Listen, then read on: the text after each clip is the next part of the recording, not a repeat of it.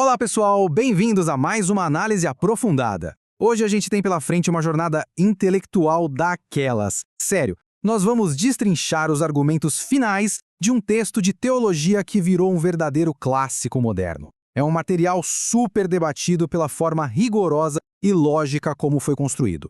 O foco da nossa análise é o que o autor chama de a conclusão prática. Sabe o que torna essa leitura tão instigante, independentemente da crença pessoal de quem está acompanhando? É a forma meticulosa como o autor amarra tudo. Ele não apresenta a religião como um simples manual de regras ou um guia de boas maneiras. Não mesmo. Ele lança uma ideia bem mais radical, a de que o próximo grande passo da evolução humana já aconteceu, e de forma literal e biológica. Nossa missão aqui hoje é mapear de forma totalmente imparcial a lógica dessa afirmação e entender como esse pensamento foi construído passo a passo.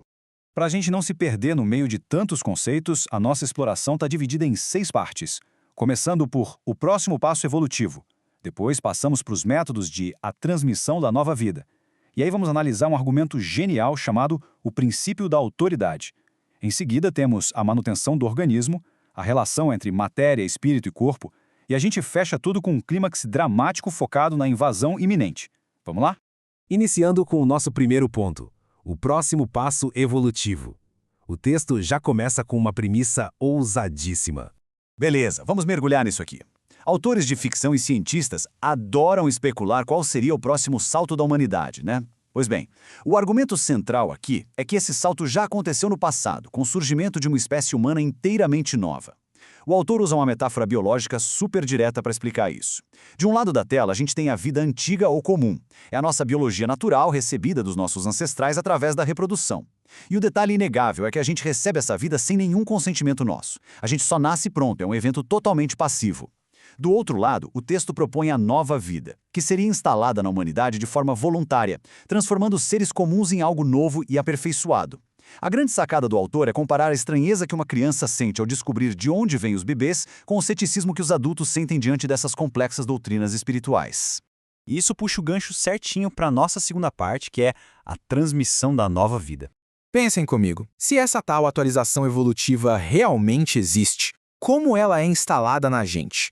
O texto avisa logo de cara, não se choquem se os métodos parecerem bizarros ou nada intuitivos. A justificativa lógica é formidável. O mesmo arquiteto que inventou a loucura complexa que é a reprodução biológica seria o arquiteto dessa nova vida. Imaginem só tentar explicar o sexo biológico para um alienígena puramente racional, ele ia achar tudo completamente absurdo. Como nós não fomos consultados sobre como a biologia celular deveria funcionar, o argumento diz que também não seríamos consultados sobre o processo de receber essa atualização suprabiológica. O universo já é estranho por natureza e a espiritualidade seguiria essa mesma regra.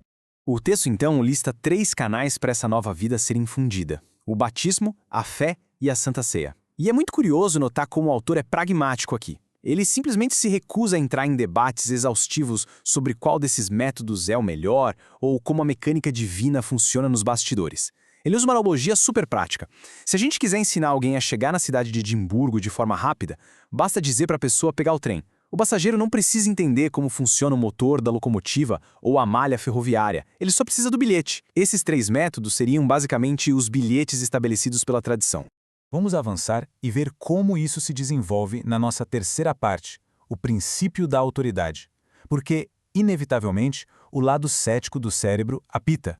Muita gente se pergunta, sério mesmo que mergulhar na água ou comer um pedaço de pão transmite uma nova força vital? O texto antecipa esse ceticismo trazendo uma reflexão fantástica sobre como a nossa própria mente funciona.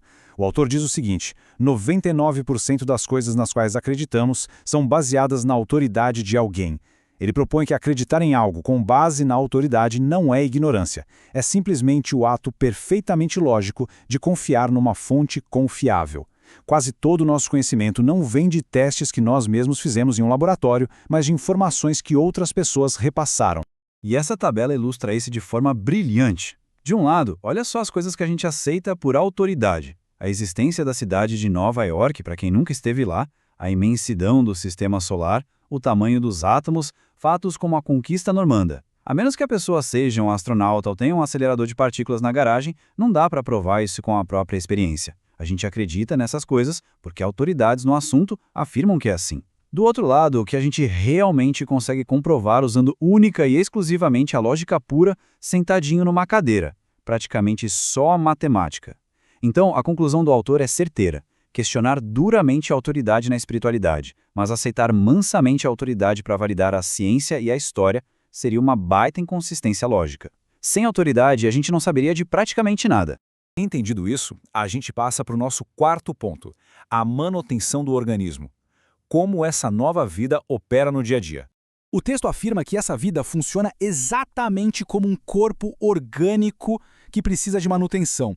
E essa analogia médica que está aí na tela é fantástica. Tem muita gente que acha que a prática cristã é para formar indivíduos que nunca cometem erros, né? Como se fossem estátuas de mármore. Mas o autor diz que um corpo vivo biológico não é um corpo imune a cortes ou machucados. Um corpo morto não cicatriza nem um arranhão. Um corpo vivo, cheio de energia, é aquele capaz de lutar contra infecções e se curar. Ou seja, cultivar essa nova vida é cultivar uma imensa resiliência e a capacidade de autocura e arrependimento após uma falha humana, e não tentar atingir uma perfeição artificial. Agora, o que é realmente interessante nesse slide é a virada de chave no paradigma da moralidade. É brutal a diferença. De um lado, a gente tem o método de simplesmente tentar ser bom. Isso drena uma energia absurda, porque é focado em agradar uma divindade ou ganhar os aplausos da sociedade. É algo puramente externo. Do outro lado, operar por meio da nova vida inverte totalmente a ordem. A bondade não seria o resultado de alguém espremendo a própria força de vontade até a última gota, mas sim o transbordamento natural de uma força vital divina operando ali dentro. Ninguém seria bom para conseguir ser amado. Pelo contrário, por ser incondicionalmente amado de antemão, o indivíduo naturalmente se torna bom. Para amarrar esse conceito, o texto traz a imagem do telhado de vidro de uma estufa de plantas num dia ensolarado. Aquele vidro chega a ofuscar a nossa visão de tão brilhante, né? Mas ele não tem luz própria. Se o sol se pôr, o vidro fica totalmente escuro. Ele só brilha porque está refletindo passivamente a energia inesgotável do sol. É uma representação poética, mas muito precisa, da ideia de que a virtude humana é apenas o reflexo de uma fonte de energia muito maior. Chegando na nossa quinta seção, matéria, espírito e corpo. Aqui a gente vai ver que isso tudo não é só um exercício mental abstrato. Então, o ponto crucial aqui é destrinchar esse termo teológico muito comum, estar em Cristo. O texto deixa claro que isso não é uma figura de linguagem simpática ou uma forma de pensar positivo. É definido literalmente como um fato suprabiológico. A ideia é que o conjunto de praticantes forma o próprio organismo físico, as células vivas, os dedos e os músculos através dos quais o Criador invisível consegue operar e intervir ativamente no mundo material. Não é uma filosofia flutuando nas nuvens. É um organismo global e funcional pisando no barro do cotidiano. É literal e físico. Isso explica uma dúvida antiga que muita gente tem. Por que misturar ritos físicos, tipo comer pão, beber vinho e usar água, em algo dito espiritual? A resposta tem até um toque de humor genial. O autor diz para a gente parar de tentar ser mais fino ou mais espiritualizado do que o próprio Criador do Universo. Se ele inventou as texturas, os sabores e a digestão, é porque ele gosta da matéria. Aquela velha ideia de que o espiritual é limpinho e o físico é sujo é totalmente rejeitada aqui. A matéria foi o veículo deliberadamente escolhido para transmitir essa vida. Seguindo nessa lógica celular incrivelmente orgânica, o autor responde à clássica objeção: mas e as pessoas que estão de fora e não tiveram acesso a isso? Ele admite não saber todos os pormenores cósmicos, mas rebate com uma lógica irrefutável. Se existe de fato um grupo funcionando como um enorme sistema imunológico focado em curar a infecção do caos no mundo, a pior atitude possível seria cruzar os braços e ficar de fora. A forma mais lógica de ajudar a consertar o mundo não é amputando os dedos saudáveis, mas sim integrando a nossa própria célula a essa enorme máquina de cura, fazendo ela trabalhar ainda mais forte por quem precisa. E é assim que a gente chega no ápice absoluto dessa obra, a invasão iminente. O tom aqui muda completamente. Deixa de ser biológico e passa a ser histórico e urgentíssimo. A grande questão, a pergunta dramática que não quer calar na mente de qualquer um que olha para o caos do mundo atual é: se o Criador é tão indescritivelmente poderoso, por que iniciar um resgate assim, de forma lenta, parecendo uma sociedade secreta agindo nas sombras? Por que não rasgar os céus de uma vez por todas, com força total e inegável, e consertar logo todas as injustiças e tragédias no ato? A resposta fria e calculada que o texto propõe é de arrepiar. Nós estaremos vivendo num gigantesco estado de exceção. Essa aparente inação, esse silêncio ensurdecedor dos céus, é na verdade uma rigorosa pausa estratégica. O Comando Central atrasou propositalmente a intervenção final. E por quê? Para dar a chance real, uma janela de oportunidade limitadíssima para as pessoas escolherem livre e voluntariamente de qual lado querem ficar, sem o peso aterrorizante de estarem sendo esmagadas por uma demonstração direta e inescapável de poder absoluto. Mas o aviso é claro, esse silêncio amigável tem data de validade. Para ilustrar como seria inútil cruzar os braços esperando pelas provas irrefutáveis caírem do céu, o autor usa um exemplo militar fortíssimo. Imagine um país sob o domínio de um ditador. Qual é a nobreza de um cidadão que se esconde debaixo da cama a guerra inteira, e aí, no dia em que os exércitos aliados entram destruindo tudo e com a vitória matemática garantida, esse cidadão corre para a rua balançando uma bandeira dizendo que sempre foi do lado bom? Nenhuma, né? Lealdade de verdade é mostrada no momento de incerteza, enquanto as coisas parecem caóticas, escolher o lado certo quando o jogo já está totalmente ganho e o inimigo destruído não é uma escolha de princípios, é só uma rendição covarde motivada por instinto de sobrevivência.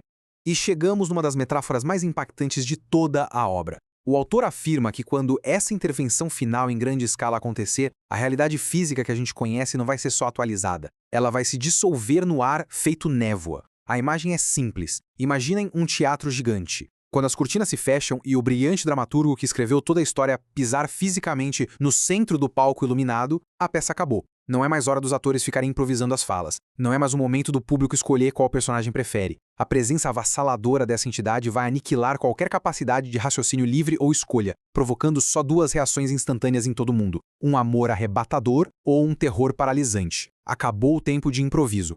Para fechar nossa análise de hoje, o texto lança um ultimato daquele nível cabeça explodindo. Essa pausa estratégica e milagrosa para a escolha livre não vai durar para sempre. Não tem como decidir se sentar ou levantar confortavelmente quando o chão já se abriu debaixo dos pés. O argumento impiedoso diz que o único momento para substituir a dúvida pela ação é hoje, é o agora absoluto. Essa oportunidade gigantesca de participar de um novo passo evolutivo tem uma data de expiração oculta. E a provocação genial que fica ecoando para quem consome esse material é pegar ou largar. Se a cortina do teatro realmente estiver prestes a se fechar, qual vai ser o nosso papel quando as luzes finais finalmente acenderem? Fica aí a reflexão profunda para a gente digerir. Obrigado por acompanharem até aqui e até a próxima.